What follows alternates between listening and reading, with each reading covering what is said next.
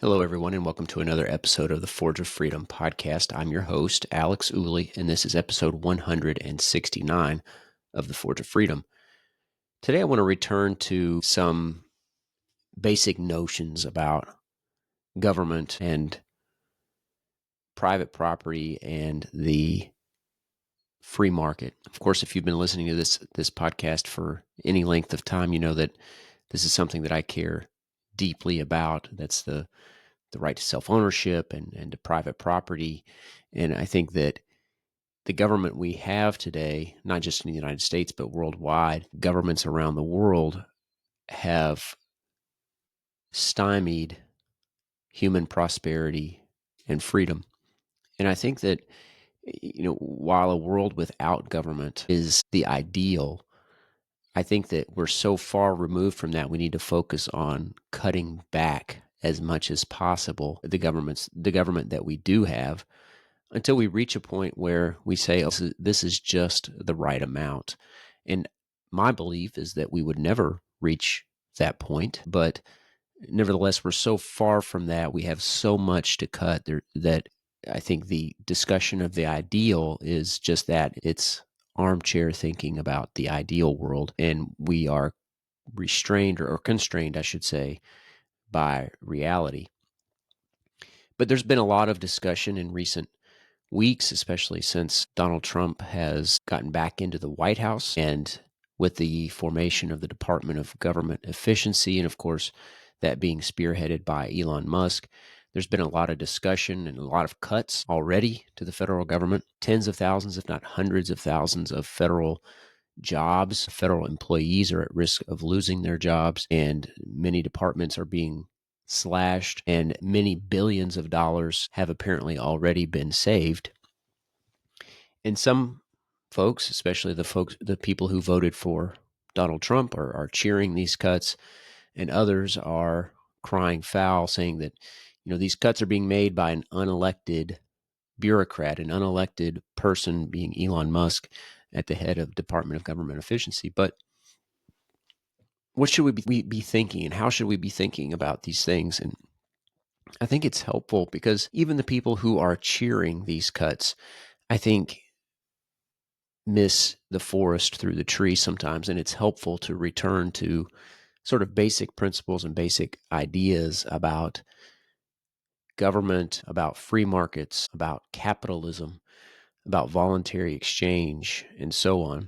And as you know, if you've been listening to this podcast for very long, this is a topic that I care deeply about. I think that, if you go back and listen to the episode about I Pencil, of course, the famous essay by Leonard Reed, and about how the something so simple as a pencil would be difficult, if not nearly impossible, for one person to make, and about how it's sort of a miracle of a combination or a series of voluntary exchanges that bring about something so simple as a pencil. And I think that the government gets in the way of that miracle of the market, and in ways that I think, as a byproduct, stymies human prosperity, economic freedom, and individual liberty, often in ways that we don't even realize and don't even know. The opportunity cost is often hard to see. And so I recently came across, it's not a new article, but it's an article from December 29th, 2018, from the Foundation for Economic Education, which I found fitting. Obviously, I mentioned Leonard Reed, who was, of course, instrumental in the formation and popularization of the Foundation for Economic Education. But the article is called "The Difference Between the Private and Public Sector." And the article, like I said, it's at the Foundation for Economic Education, fee.org. Of course, I'll link to the article in the show notes, but it's an anonymous article, so we don't know the author. But I thought it was worth sharing just to sort of frame the way that we think about a lot of what we're seeing in the news in recent weeks. And so I want to share this article, and then I'll also link back to the essay by Leonard Read, I, Pencil, which I'd encourage you, if you're not familiar with that, I'd encourage you to go back and either listen to that episode or read that essay. So here we go. The difference between the private and public sector. With the private sector, exchanges are mostly inclined to benefit all parties. While contemplating issues academically and analytically, one can easily get lost in the abstractions of statistical numbers and jargon and end up with a misleading or incomplete understanding of the subject. In the field of economics, for instance, one can get a different perception when the abstract terms like the economy or the market are used to describe people engaging in exchanges of time, labor, and resources than would arise if one were to address people's activities directly. Of course, addressing the economy or the market as an aggregate makes it sound homogeneous, which, though it definitely tends to be dynamic, doesn't give the full picture. From one's perspective of the market as a single entity, one must carefully de-abstractify it and dissect it into subcategories to get a better understanding of how it really works. The distinction between the private and the public sector is the most important one to understand the market, in my opinion, and I will therefore attempt here to analyze and illustrate how they differ from a theoretical viewpoint. What fundamentally distinguishes the two sectors? The layman may just consider both of them important and mutual parts of the economy, while many activists and economists want one or the other to dominate. If one of them is to dominate, it is crucial to get the analysis right when it comes to how they differ. To do this, I'll analyze how the two different sectors get the money to start their operations and maintain them, as well as how they determine what and how much to. Let's start with the source of revenue of the different sectors. Many of those who favor the public sector tend to favor programs such as free healthcare, education, housing, universal basic income, etc., provided by the state. But are they really free? And if so, in what sense? In the private sector, most goods and services tend to be set with a given price that the customer is expected to hand over if they want to acquire it. Such a clear price tag isn't presented with public sector goods and services that are presented as free. They may be free in the sense that the customer who wants the good or service doesn't need to sacrifice any of his own money to attain it during the time of the transfer. But how can it be so when it surely can't have appeared straight out of a vacuum? It isn't a mystery where the money comes from, taxes, though this is seemingly mystified among those who favor such free programs. But this term in itself has been even more significantly mystified. For what are taxes? Taxes are the money handed over to state officials among citizens who either do so because of habit and because everybody else does it, or because of the threat of coercion if one doesn't do so.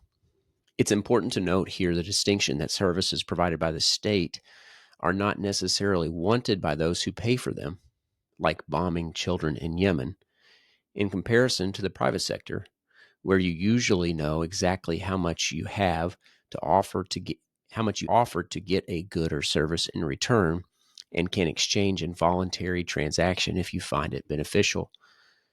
So what has the state done to deserve its revenues?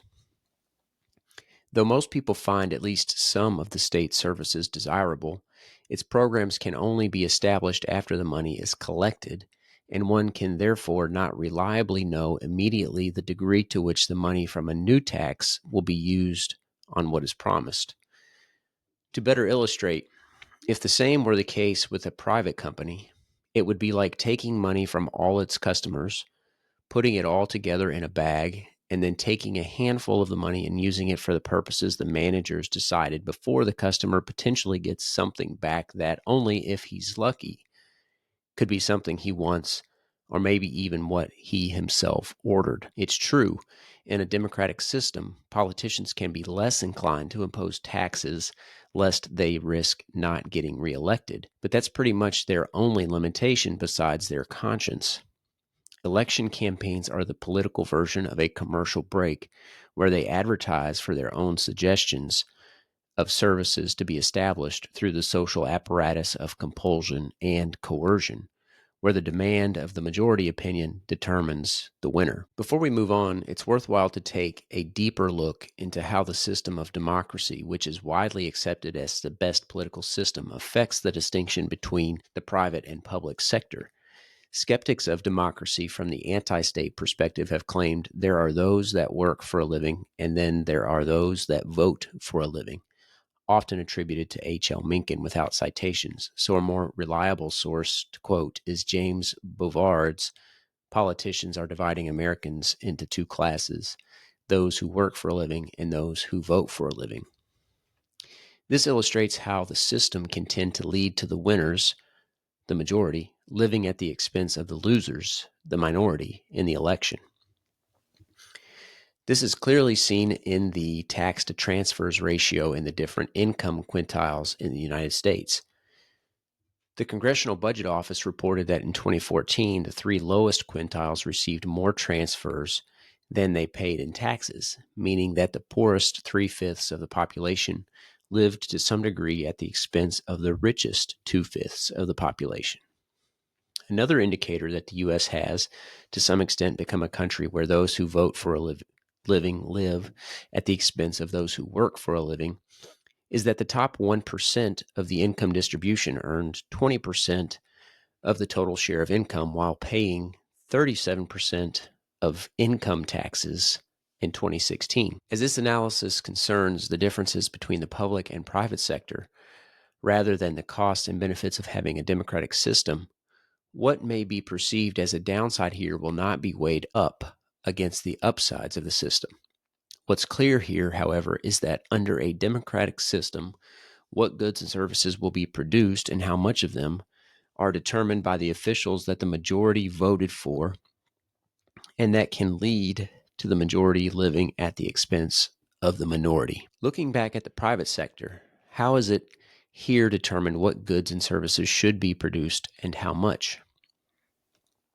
In short, the profit motive. I have elaborated on how this works in my book review of Ludwig von Mises's Profit and Loss, but to put it shortly, entrepreneurs will make what they think will result in profits. Those who condemn the system of profits and losses and the profit motive that drives it claim that this can, or even tend to, lead to unethical behavior to get as much profit as possible. But is this really true for the private sector? The truth is that it depends, for how is profit attained here? If the private sector operates ceteris paribus without much state involvement, then what customers consider unethical behavior will rather tend to get punished, while good behavior will tend to be encouraged in order to make the businesses get a better image among their customers so they won't go over to their competitors.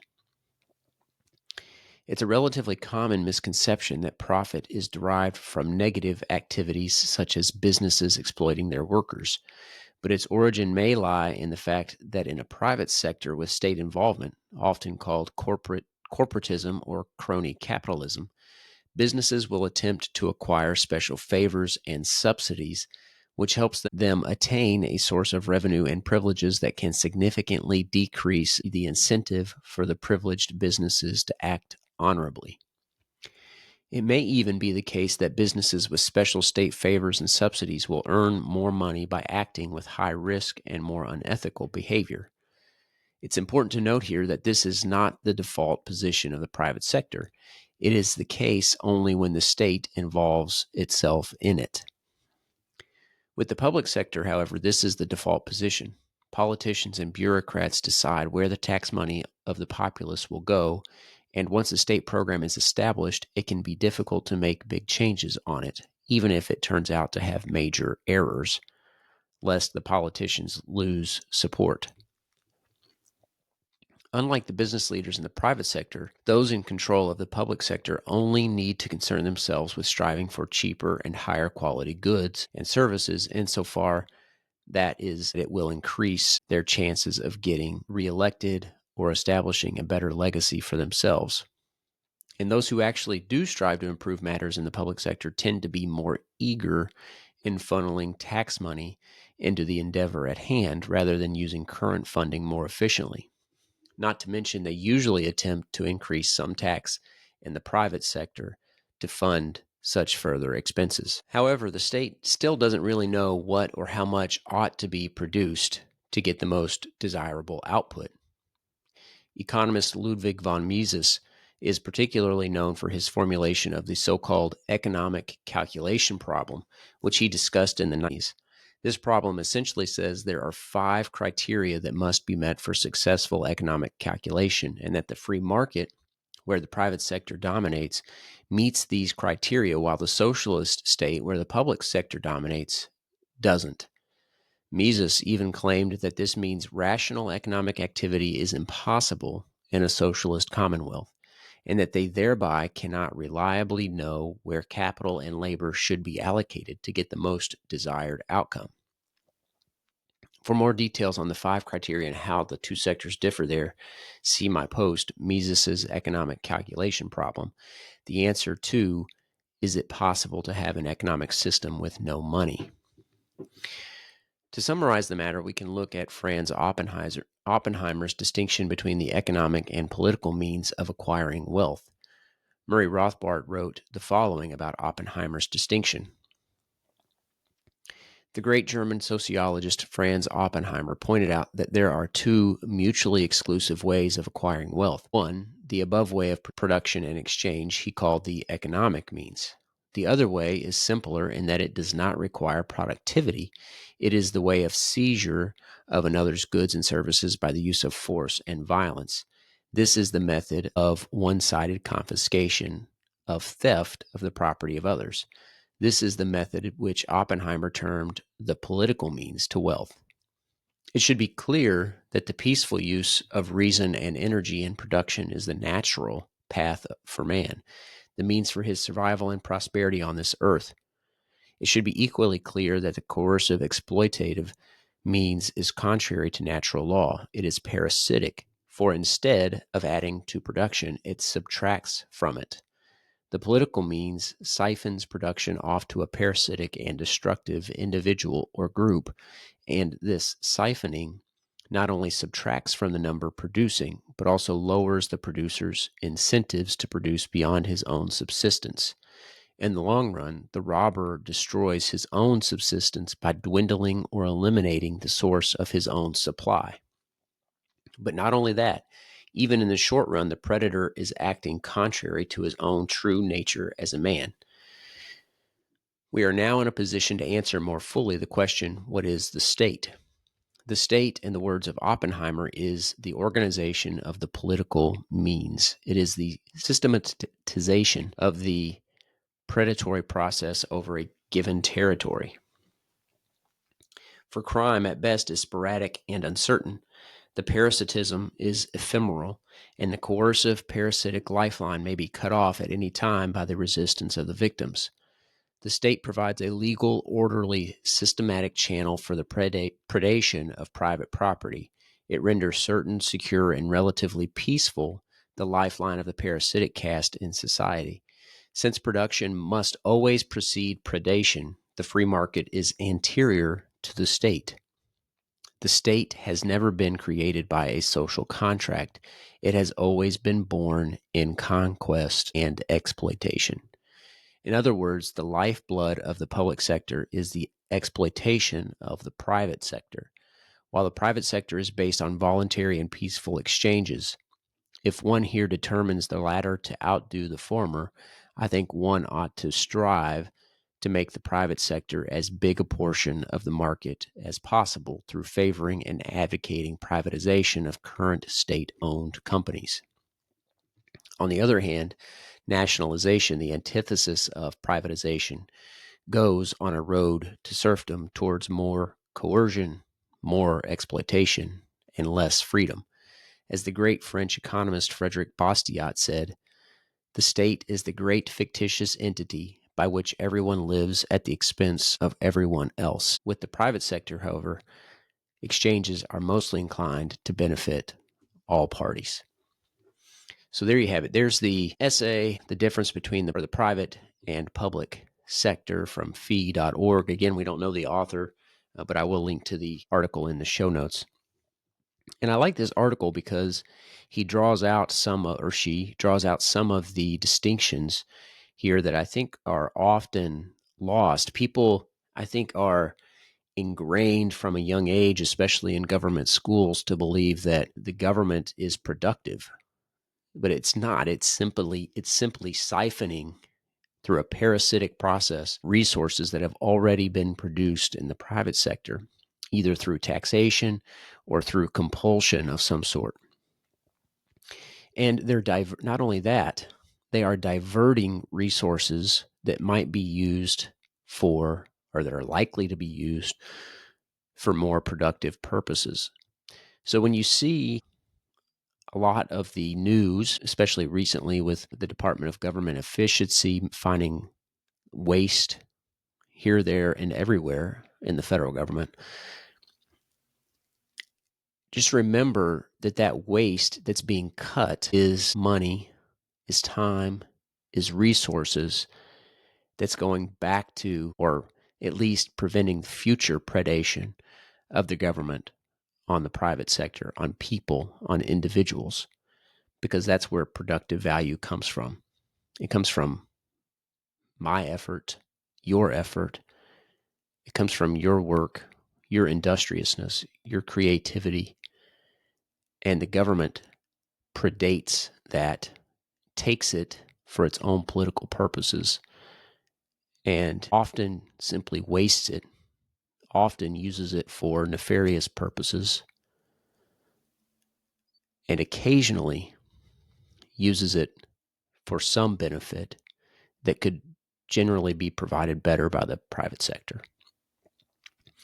So, like I said, I hope this helps to frame some of what we've been seeing in the news recently. I know even a lot of people who are in favor of smaller government have nevertheless been reluctant to cheer these cuts, because they feel like, here's this unelected guy, Elon Musk, who's making these cuts. Is it really constitutional for him to do that? Well, I know many of the, if not all of the things that have been cut. I'm not exactly sure of all of the things. I can't say with absolute certainty.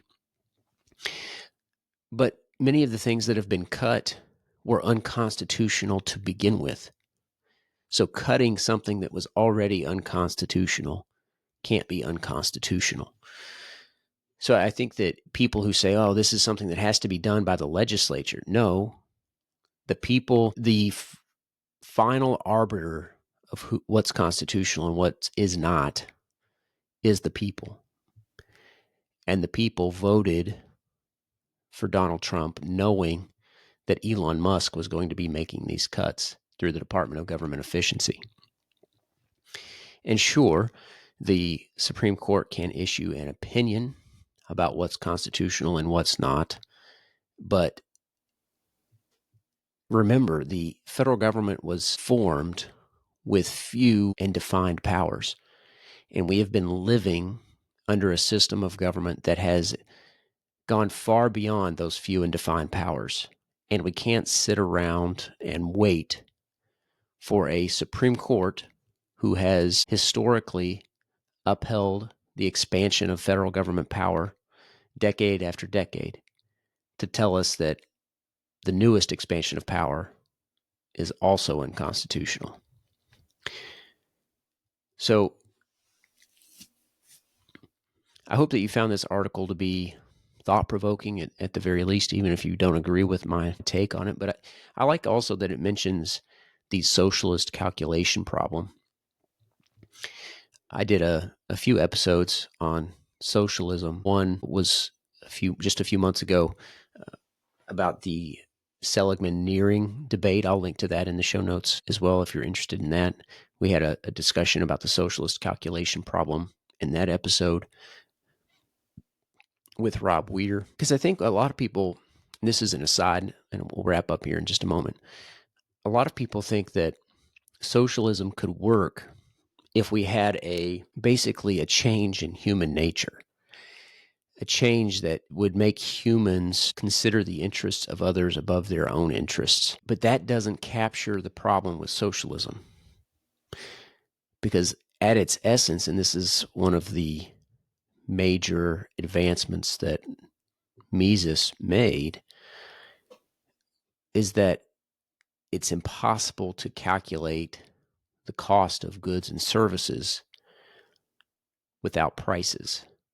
And there is no price mechanism. There is no pricing mechanism in a system that is controlled by government. So there's no way to produce the right amount at the right price without those price signals.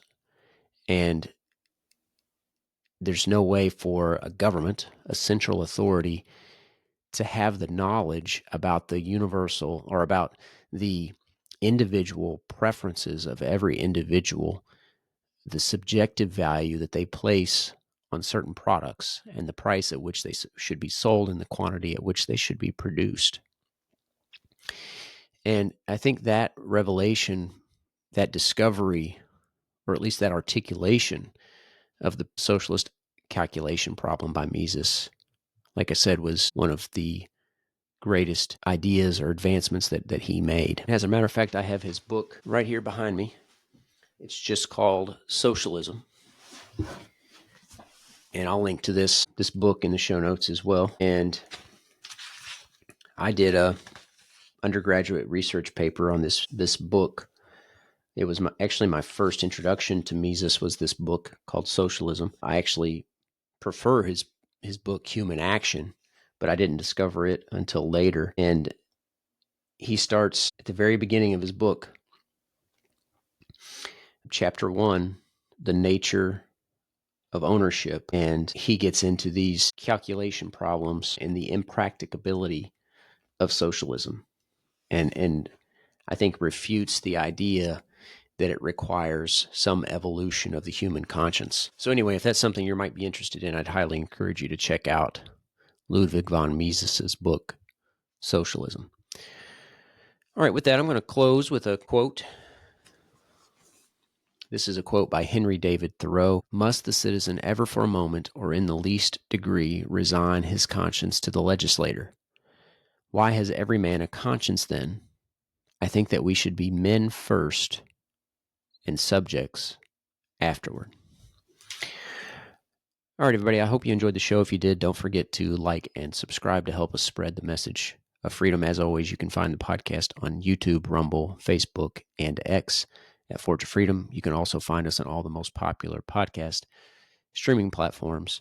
And until next time, remember, you are the Forge of Freedom.